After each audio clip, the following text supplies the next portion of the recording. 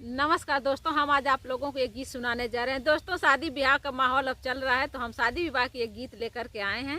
तो अगर हमारी गीत आप लोगों को पसंद आए तो लाइक करें और अपने दोस्तों से शेयर करें। तो चलिए हम आप लोगों को शादी विवाह की गीत सुनाते हैं। माथवा पे बांधी बाबा पियरी पगड़िया, अरे पियरी पगड़िया, अरे दूर बैठी खोजेला दामाद रे लाला नावा, अरे दूर बैठी खोजेला दामाद रे लाला नावा।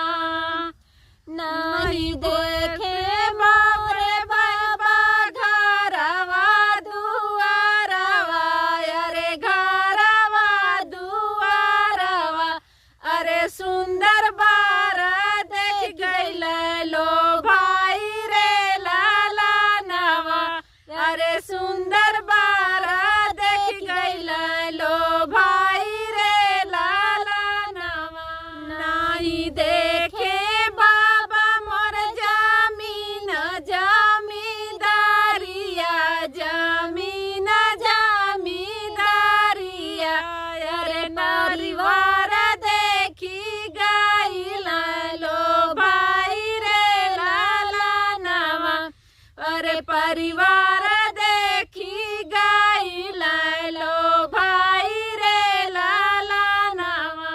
घोड़वा चढ़ल भैया निकलेला देशवा, अरे निकलेला देशवा, अरे देश देश खोज सुंदर जीजा रे लाला नावा, अरे देश देश खोज सुंदर जीजा रे लाला नावा।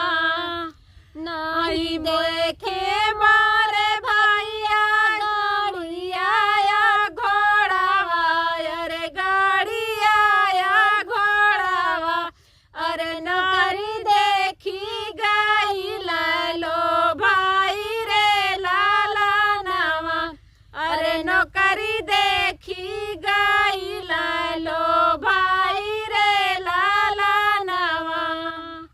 माथवा पे ओढ़ी भाभी लाल की चुनरिया, अरे लाल की चुनरिया, अरे गावा गावा खोजे नाना दोई रे लाला नावा, अरे गावा गावा खोजे नाना दोई रे लाला नावा। नहीं देखे भाभी मोरे डिगिरी नौकरिया, अरे डिगिरी नौकरिया, अरे सूरत देखी गइली लो भाई रे लाला नावा, अरे सूरत देखी गइली लो भाई रे लाला नावा।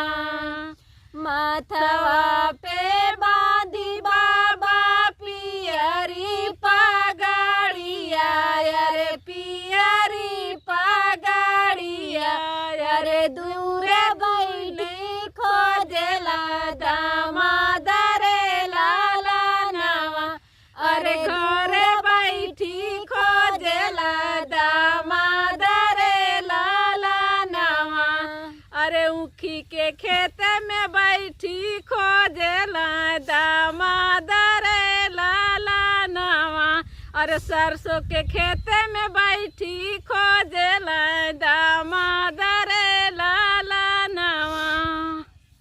तो दोस्तों, गीत कैसी लगी कमेंट में ज़रूर लिख दीजिएगा, ठीक है ना। और वीडियो को लाइक भी कर दीजिएगा और अपने दोस्तों के साथ भी शेयर कीजिएगा। और यदि हमारे चैनल पर नए हैं तो चैनल को भी सब्सक्राइब कर लीजिएगा। मिलते हैं अगली वीडियो में, तब तक के लिए हमारा इंतज़ार कीजिए। Bye by.